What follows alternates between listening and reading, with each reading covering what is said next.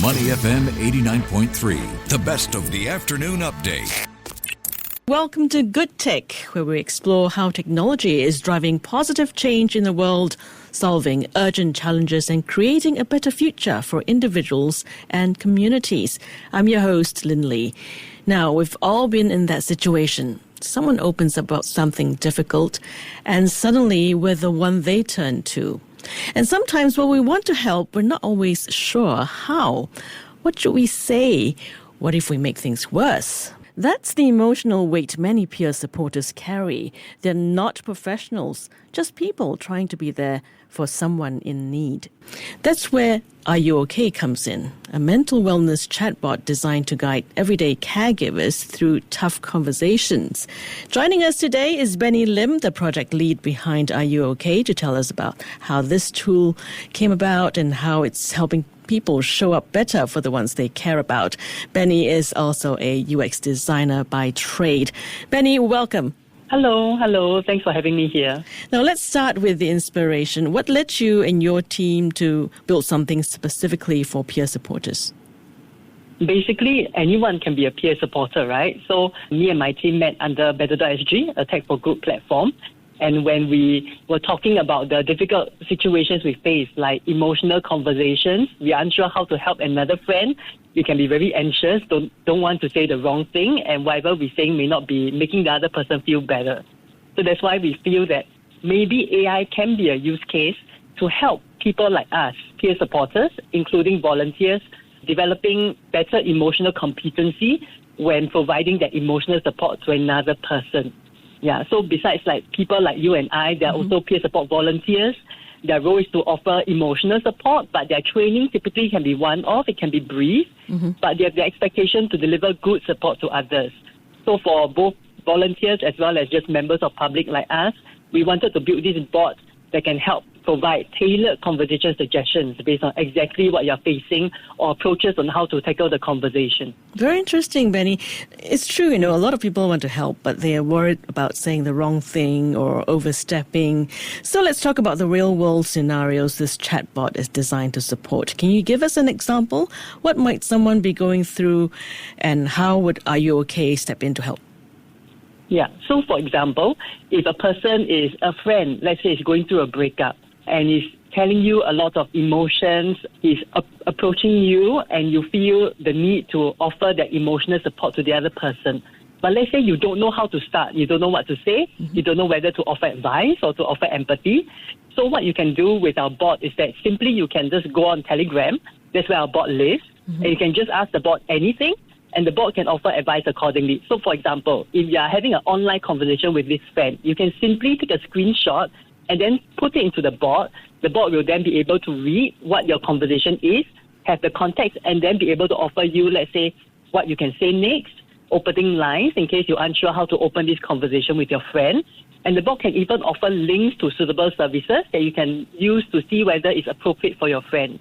And most importantly, if the bot assesses that there's any risk of self-harm or harm to others, the bot will alert you and provide you the emergency contact so that you can get professional services involved. Wow, that sounds incredibly helpful, especially in moments where you're caught off guard and don't know how to respond. Now, I imagine building something like this requires a careful balance. So where's the chatbot's advice coming from? Is it AI-driven or guided by mental health professionals?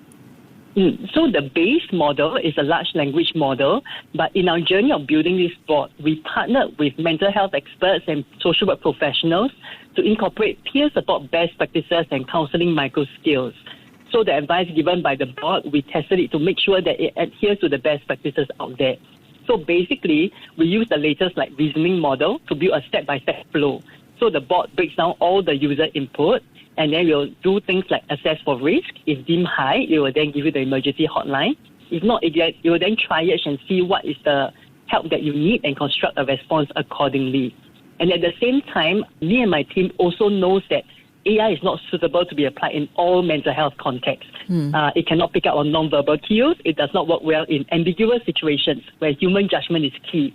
So that's why our tool is still designed to place the human, the peer supporter, in the center, with our tool augmenting what they do. That's exactly right, because with mental health, nuance and sensitivity really matter.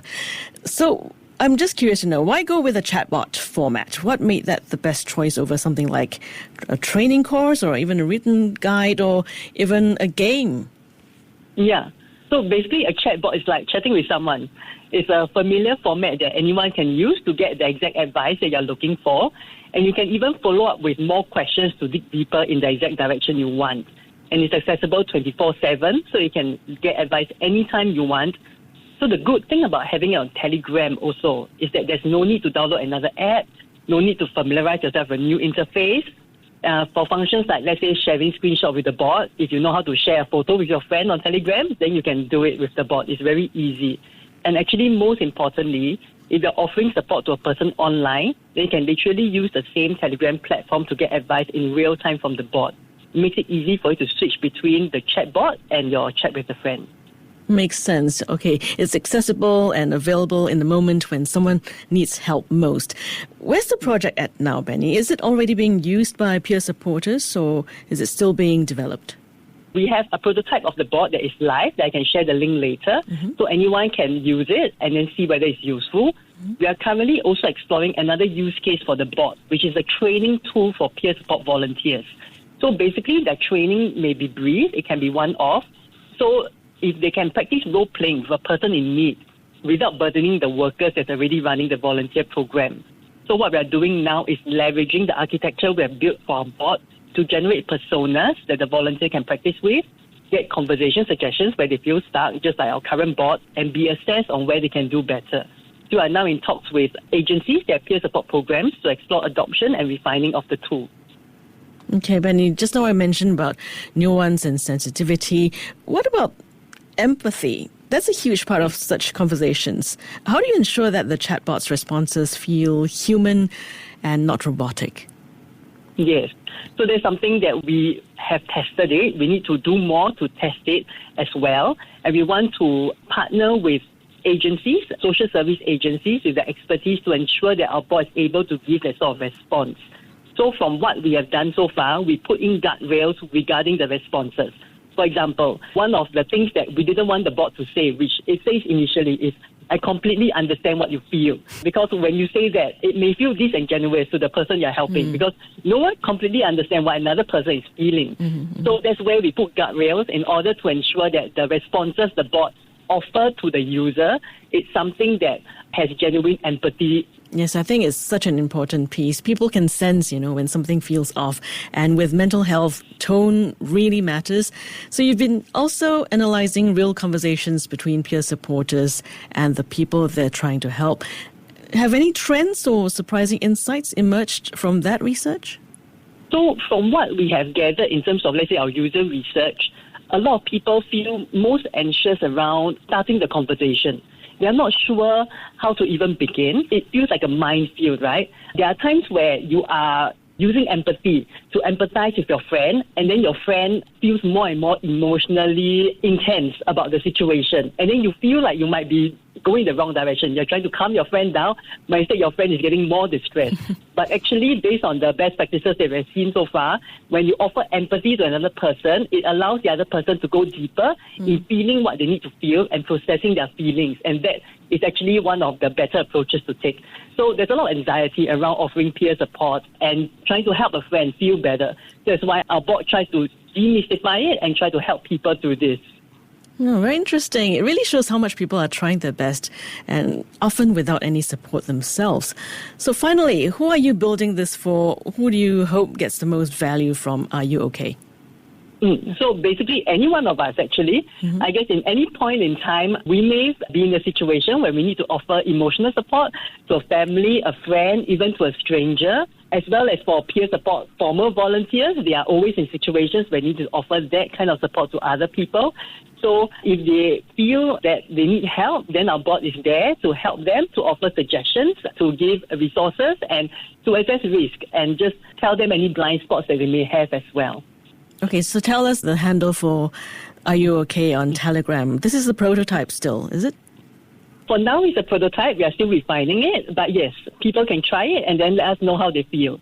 So basically, we have a bit.ly link. So it's bit.ly/RUOK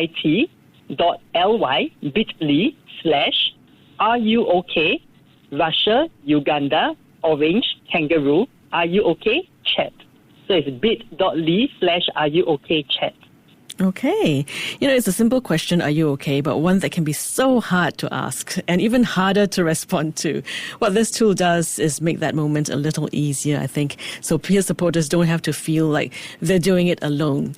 Benny Lim, thank you so much for joining us and for sharing how tech can help us take better care of each other. Thank you. Thank you so much. Thank you. To listen to more great interviews, download our podcasts at audio.sg or download the audio app. That's AWEDIO, audio at the App Store and Google Play.